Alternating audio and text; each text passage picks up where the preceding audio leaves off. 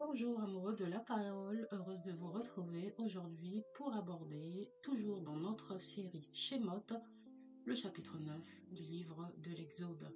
Avant de continuer à m'écouter, bien sûr, je vous conseille d'aller lire ce chapitre et de revenir ensuite. Donc, certains thèmes, je le dis d'emblée, sont répétitifs au travers des différents chapitres que j'ai pu aborder, notamment à partir du chapitre 7, puisque nous sommes entrés dans les différentes plaies d'Égypte et il y a donc des thèmes récurrents. Mais vous aurez donc parfois l'impression que je me répète, mais la répétition ne tue pas, elle peut même être salutaire, n'est-ce pas? Ne m'en veuillez pas si je répète certains points déjà abordés dans les chapitres précédents, mais je le ferai succinctement parce que je pense qu'il est juste nécessaire de les rappeler. Et la Bible montre que Dieu se manifeste de différentes manières, par sa création, sa parole, son amour, sa justice, et aussi par la démonstration ou des démonstrations de sa puissance. Et ces manifestations de la puissance de Dieu, elles sont souvent utilisées pour confirmer sa souveraineté et son caractère divin. Et c'est ce dont il s'agit au corps aujourd'hui dans ce chapitre 9. Si vous m'écoutez pour la première fois, je suis Louise du blog ilestécrit.com et je vous embarque dans une nouvelle virée biblique. Donc on va aborder pour ce chapitre 9 différents points. Le premier point que je voulais soulever, c'est vraiment l'importance de la souveraineté de Dieu qui nous est révélée ici. Et pas que dans ce chapitre, comme je viens de le dire, mais aussi dans les précédents chapitres. Dieu démontre sa suprématie sur Pharaon et sur les dieux égyptiens. L'une des plaies dont il est question ici, pour commencer ce chapitre, c'est la peste qui va frapper le bétail égyptien. Et bien sûr, j'ai déjà rappelé qu'il s'agissait de différentes attaques, toutes ces plaies, sur des idoles ou sur des dieux égyptiens. Et ici, ça pourrait être le dieu Apis, voilà, qui est un dieu taureau. Et ça nous rappelle encore une fois que rien de ce que nous élevons au rang de Dieu dans nos vies, que ce soit la carrière, l'argent ou notre confort, ou des personnes qui nous sont chères, tout cela ne peut pas tenir devant le Dieu véritable. Autre chose qui est aussi intéressante dans ce passage, c'est que Dieu va attaquer le bétail des Égyptiens et non pas celui des Israélites. Aucun des troupeaux des Israélites ne va être touché. Et cela montre que Dieu fait une distinction entre ses enfants et ceux qui s'opposent à lui.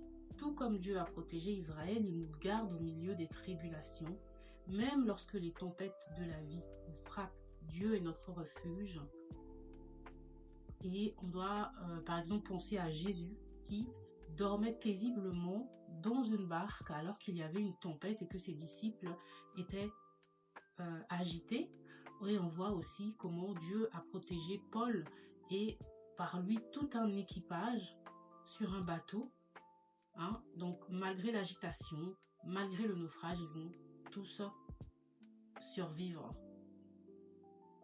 Le deuxième point sur lequel je voulais revenir, c'est la puissance de Dieu sur la création. On l'a vu au travers des plaies précédentes, comment Dieu transformait la poussière en poux, par exemple. Et ici, des versets 8 à 12, dans ce chapitre 9, on nous parle des cendres qui vont devenir des ulcères. Les cendres, qu'est-ce que ça pourrait représenter? Eh bien, les cendres, ça peut représenter un peu la mort ou la description, ou ça annonce le jugement divin ou l'oppression. Et même les magiciens qui imitaient les miracles de Moïse au début, ils vont être impuissants puisque eux-mêmes vont être frappés par cette plaie. Ils vont avoir des ulcères. Donc l'homme, aussi puissant qu'il soit, il reste faible devant la main de Dieu. Les agents du mal et le mal lui-même savent qu'ils ont une limite et ils savent reconnaître lorsqu'ils sont frappés par le doigt de Dieu. Ensuite, plus tard, des versets 13 à 26, on nous parle de la grêle qui est mêlée au feu. Et c'est un phénomène assez surnaturel où Dieu montre qu'il contrôle la nature et qu'il peut juger au travers d'elle. D'accord? Donc, la grêle, ce passage peut nous faire penser à Apocalypse 16 au verset 21 où je cite, il est écrit « Et une grosse grêle dont le les grelons pesaient un talent, tomba du ciel sur les hommes, et les hommes blasphémèrent Dieu à cause du fléau de la grêle, parce que ce fléau était très grand. D'accord? Donc la crainte de Dieu doit nous pousser à l'obéissance et à une repentance sincère. Et malheureusement, ça ne va pas être toujours le cas pour le Pharaon. Donc Pharaon est témoin des miracles de Dieu, mais il va s'obstiner et son cœur va s'endurcir encore et encore. Et c'est un endurcissement progressif. Le cœur humain, lorsqu'il résiste à Dieu, il devient insensible. Et si c'est valable pour Pharaon, ça l'est aussi pour nous. Hébreux 3,15 nous avertit. Hébreux 3,15, je cite, « Aujourd'hui, si vous entendez sa voix, n'endurcissez pas vos cœurs. Ne tardons pas notre réponse à l'appel de Dieu. » Ou simplement ne tardons pas à lui obéir lorsqu'il nous demande de marcher dans ses voies. La fausse repentance de Pharaon, parce que Pharaon va confesser son péché sous la pression, mais il ne va pas changer. Dieu cherche une repentance sincère, motivée par l'amour et non pas par la peur ou par l'intérêt personnel. N'est-ce pas? Nous avons tous été à un moment de nos vies des pharaons. Nous avons peut-être confessé nos péchés, mais cela ne veut pas dire que nous avons cru en Dieu, forcément, mais c'est plutôt la peur qui a été le résultat de cette confession. Mais les confessions qui découlent de la peur et non pas de la crainte de Dieu, car il y a une différence. Je vous invite à aller réécouter mon podcast sur la crainte de Dieu. Il me semble que c'est un podcast ou un article, je le retrouverai. Eh bien, Jésus, Dieu, est vraiment patient avec nous, mais il recherche une repentance sincère. Dans Exode 9,16, Dieu explique pourquoi il a laissé Pharaon subsister.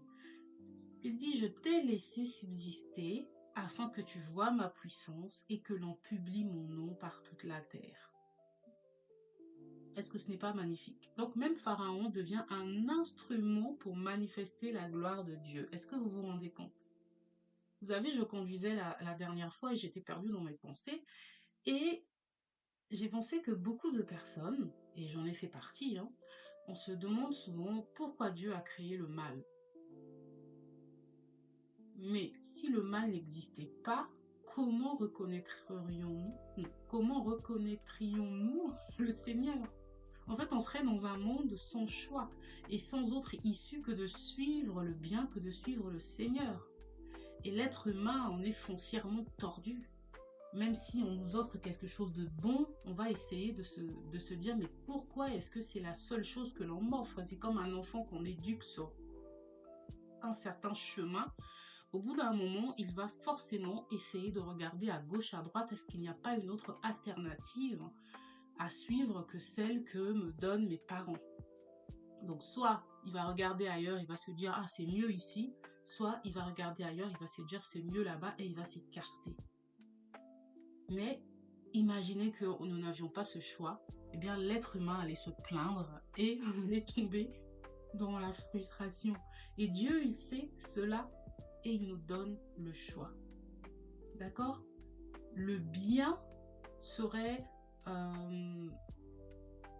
comment est-ce qu'on définirait le bien comme étant bien si le mal n'existait pas?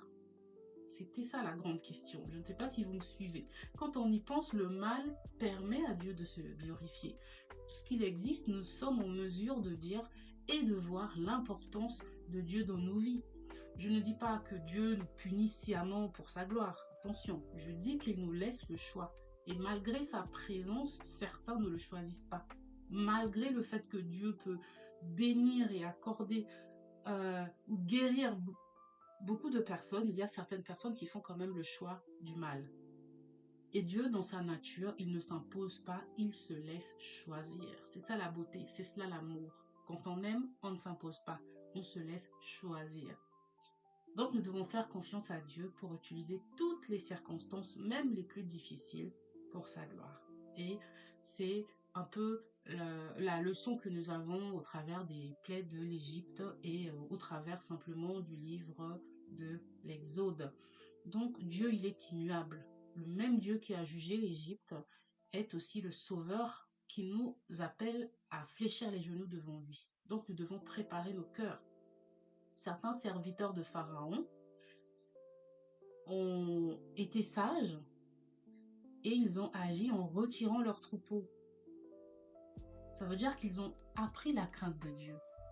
Ils ont été sages parce qu'ils ont vu les plaies qui se sont passées bien avant cela. Ils ont dit, ah, il y a eu certaines plaies, nous avons été touchés. Donc maintenant, nous savons que le Dieu des Israélites, lorsqu'il dit quelque chose, ça va réellement arriver. Et au verset 20 de ce chapitre 9, on nous dit, ceux des serviteurs de Pharaon qui craignirent la parole de l'Éternel firent retirer dans les maisons leurs serviteurs et leurs troupeaux.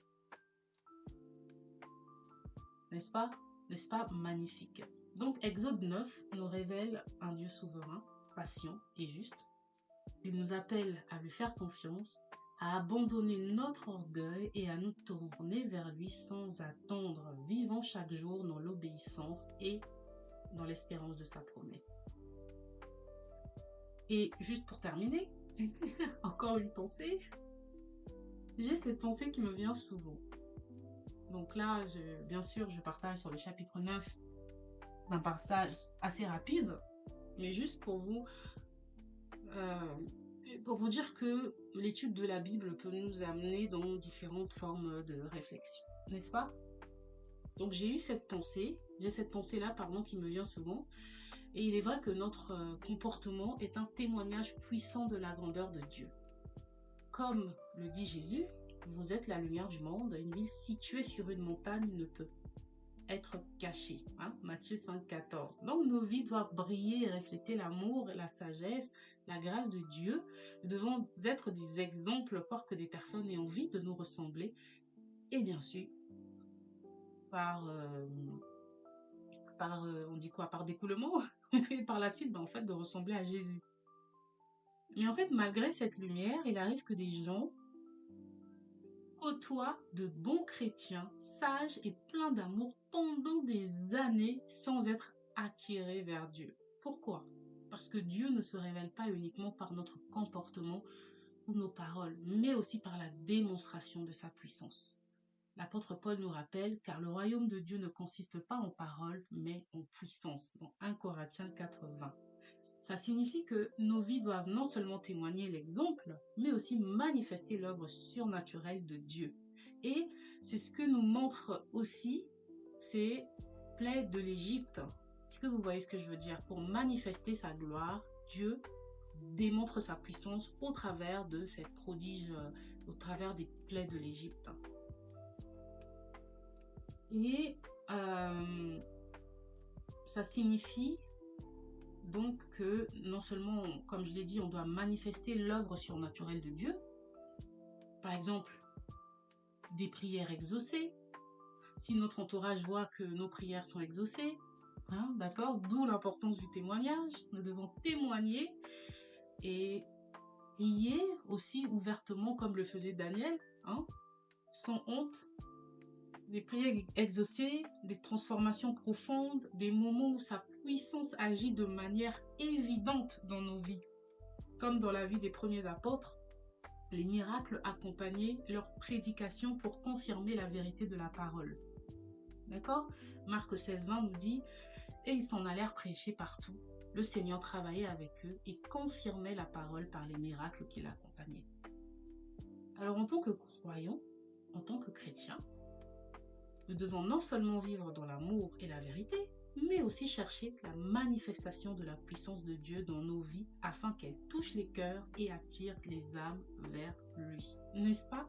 C'est-à-dire que lorsque nous prions, nous devons prier avec conviction pour que nos prières soient exaucées, pour que la manifestation de la puissance de Dieu soit révélée aux yeux du monde. Si ce message vous a édifié, n'hésitez pas à liker, partager, pas moi, mais la parole. Ciao!